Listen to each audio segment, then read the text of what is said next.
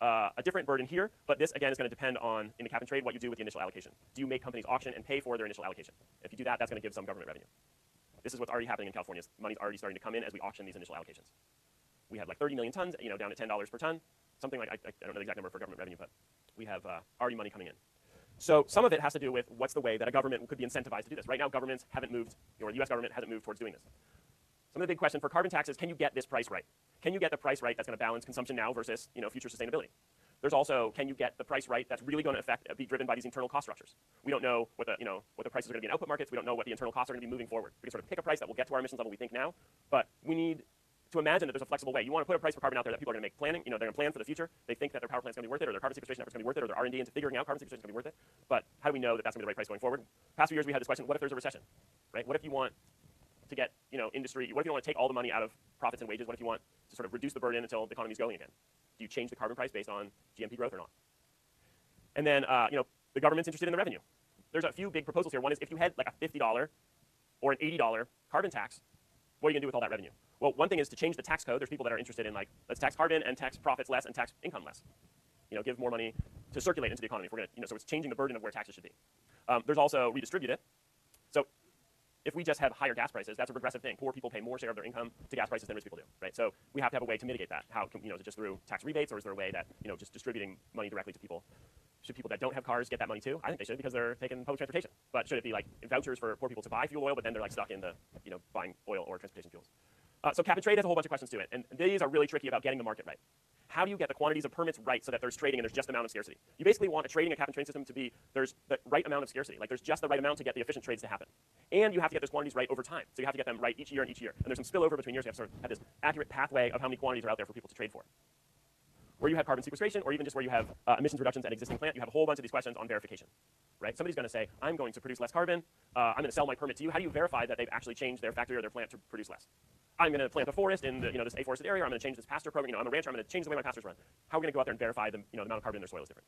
We also have this problem in these big futures markets, risk markets, all sorts of markets. Traders manipulate markets. Traders are really good at manipulating markets. There's a new market. They're going to spend a whole bunch of genius power to figure out how to manipulate things. That's definitely like what happens in American capitalism. So what do you do with like the, to make a market that's not going to be gamed and not going to be tricked? So there's some idea that there's some sort of hybrid approach that has some price floor or price ceiling. So it's going to mix of like the minimum price of carbon is this, but we're trading in a band, and we're going to try and iterate to where we get that the quantities are right in that band. Big companies, Chevron, BP, Shell, they're already pricing a price of carbon into their spreadsheets going forward into the future. So there's some interesting stuff where like big companies are seeing this company coming, they're already pricing it in. United States got really close. In 2009, so Obama had 2 years, right, where he had the House of Representatives and the Senate on his side. He only got so many things passed in those 2 years. He'd just become president. He was like pushing a whole bunch of initiatives. Cap and trade got passed through the House of Representatives, but it never passed out of the Senate. So we were like almost there. But it failed, and it's not coming back. So now we have the US EPA doing it. They're going to put a cap on how much emissions can come out of new power plants. You're going to have to pay a price for carbon above that cap, right? So there's a total amount of that you can produce from per megawatt hour, CO2 per megawatt hour. That's an EPA regulation. It's being worked on. It's going to be implemented. But that's what we got for national policy right now. So cap and trade failed in 2009. The Supreme Court has said that the US EPA does have the right to regulate carbon dioxide. And we have this question: if we were to move forward, which is the one that we could do? Could we do carbon tax? Could we do all these command and control things? So energy efficiency, regulations, subsidizing, and ask, different ways that you get people to do insulation or residential lighting, all those low cost things that you can do through command and control. You can still do those. All right, I am getting a little late here from talking too much, but let's go. There's a whole system of voluntary carbon markets that has already happened. There's 100 million tons that have been traded, $500 million worth of people buying and selling things voluntarily to offset their carbon credit, and an average value that was reached of $5.9 per ton. Companies had corporate social responsibility, so they have positions in place. This company is carbon neutral. This company has offset its carbon. We found so far certification and verification of what people are paying for totally matters. But can we use our experience so far in voluntary markets to think what future markets they're going to look like and what their problems are going to be? So this is, past several years. These are transactions. These are millions of tons of CO2 that are traded per year. So 2012, 100 million tons are traded. And the values of them, $500 million, offsets, and then voluntary carbon markets. So money is going around. There's places to buy and sell them. There's carbon markets set up in Europe. And then we can look that there's dollars per ton that people are already trading on. The companies are already making big transactions on. What are the different things that get bought with them? So people are subsidizing renewable energy. Paying for windmills, paying for solar, paying for green energy that's low carbon. There's forestry projects, so paying to plant trees. We're going to emit more carbon here. We're going to pay for trees to be planted. Reduce household use, capture methane, energy efficiency, other things to capture gases. So there's different projects out there. If you give me a carbon price, I'll be able to capture methane. I'll be able to subsidize people getting devices where they use less carbon. And then, here's where we are so far. It's still at a lower level, but will it be able to sort of take off, get into the billions of dollars? Are we going to be able to just sort of, stay on a lower pathway? And this is some of this question of when we get national and state, regional markets going, what's going to happen to these voluntary markets? One thing that's been sort of the big picture is that Europe has started these and has had a huge trading, that they're buying credits from China, paying for windmills or solar plants or forestry projects in China. Okay, so here, Europe has been largely, the bulk of the program has been paying for projects in China. The United States, on the other hand, has mostly been so far buying products in the United States. So buying energy efficiency or changing land use in the United States.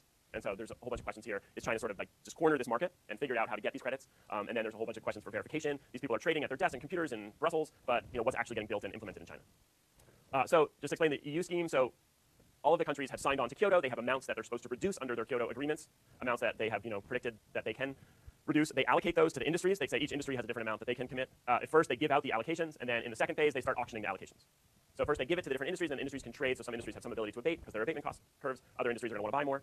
So the way they did it in Europe was with factories and installations with greater than 20 megawatts of power. And in Europe, that ended up being 11,000 installations. These are the people that got allocations. Out of the total emissions of carbon in Europe, that was 45% of Europe's carbon emissions. So cars and transportation aren't on there. It's factories, power plants. They had a first period where they just sort of ran the market, and the second period, which is already ending. The first, they just gave out allowances, saw what happened. Second, they reduced the number of permits slowly. And in the third period, which is supposed to be implemented now, they're going to reduce emissions more and start auctioning off the allowances. And so instead of just giving out the allowances for free. So here's the trading volume. So how much has been traded? So there's big exchanges out there. And then there's what's called over-the-counter, where you can just buy reductions directly. But a healthy market has started.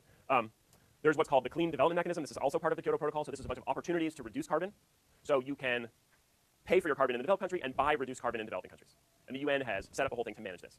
So as I've said, windmills, tree planting in China, these are some of the biggest projects that have happened so far. Clean development means we're going to pay for carbon in the developed countries and reduce carbon in developing countries. Sort of have that global transfer that I showed. As I said, China has gotten 60% of what these are called CERs, certified emissions reduction. So the bulk of them so far from this European scheme has gone to China. What is a problem with this story is that the price has crashed. So here's our price for dollars per ton of carbon. Remember, we want to get up to 50 or 80 to deal with what's happening to the planet. And here, is like the first few years of voluntary markets running, and they were able to stabilize in here at this area that's somehow just over 10 euros. Europe has a huge recession, growth has slowed, and the market for these has crashed. So it turns out that when the recession came, now there's too many permits out there. A whole bunch of companies have these. Nobody wants to buy them. People have more than they need. They're not scarce enough. So this is sort of a cautionary tale where like a market was started. If you're like, this is your burn-in period, you're like, okay, we learned something. This is actually the first recession, so then you learned something there. The 2008 recession. We learned something. It's kind of stabilized. We have trades going on. The amount of trades and volume of trades slowly growing, but we have stable price. But then there's the debt crisis, and then there's this oversupply, and so the market starts to fail. So, there's a trick here of how to manage the quantity of things that's being produced into the market. There's too many credits out there. So there's hundreds of millions of tons of credits that are out there. And this price is still really low. So it was stable around $12 per ton, but now it's like 4 to 5 euros per ton. Sorry, dollars and euros. So can the European regulator take some of the permits out of the market? But a lot of this, again, is global, right? So we want to have local markets that get going for price per ton that then get linked to global markets. So if the EU is going to be the leader, then their price is really low. Australia is starting a market. China is going to start a market for price per ton of carbon as well. And California is starting it right now. So the idea is we're each going to start ours out fifthly and then figure out if they stabilize to link them later. So California cap and trade has just started. I'm going to speed up here towards the end. It became a requirement for industries to do it in 2013. There's auctions of these every 4 to 6 months. So the firms are now getting some free and some auctioned allowances, and the free allowances are going to get phased out. That was 2012, 2013 with free. They're also going to reduce the total amount that they auction, so they're going to introduce the scarcity over time. So here's auction. There was just one in March, and it's also on track. There's one from November. Here's the millions of tons that they're selling. And there's some of this, where do they come from? And then there's these auction prices, minimum price, median allowance price. So people are, we have a whole bunch of data, so people are now paying $12 per ton in California. So this is the auction that just happened. So now we're into this next price for 80 million permits. And then there's also a whole bunch of things with different time periods. So you're buying permits for now, but also buying permits for the future. So you want to be able to make a price that's going to reflect a future pathway. So this is interesting. So here is this free allocation for the refinery. So here are all the big gas refineries, and they're getting these 30 million tons for free. Asphalt, paving, coal products, chemical manufacturing, right? So these are some in the Bay Area here, Tesoro, Chevron, Richmond. So they're able to get a free number of permits, and they're going to have to pay, that number of free permits is going to reduce, they're going to have to pay over that in the future. Some of the other big ones are cement manufacturing. Cement is super high in carbon dioxide. Natural gas, I think we talked about this. If we have fracking, there's a whole bunch of CO2 that will come out of fracking. So do we need to, does there need to be a whole number here if we're going to expand natural gas production? One thing that's interesting, there's almost 3 million tons for hydrogen. Hydrogen's supposed to be this green fuel of the future, but it turns out a whole bunch of carbon dioxide is currently used to produce hydrogen. So if you see a hydrogen car, they have their own footprint here. There's a whole bunch of stuff on looking into the future, how they're going to reduce credits into the future, how they're going to have current year versus future year prices, and can somebody buy something for this year and have it spill over into future years. So the California price has started. There's prices already going for the US for carbon sequestration. There's this incentive we've said if you want to build a new power plant, you're going to have to pay some price over that. A whole bunch of other countries are having prices. They're starting with carbon markets. So the volume of things that's traded has started. But California would love it if Oregon and Washington would join in. Nevada, Arizona aren't going to do it, but would love it if states would add on incrementally to what California is doing. I am out of time, but I can continue next time talking about renewable portfolio standards.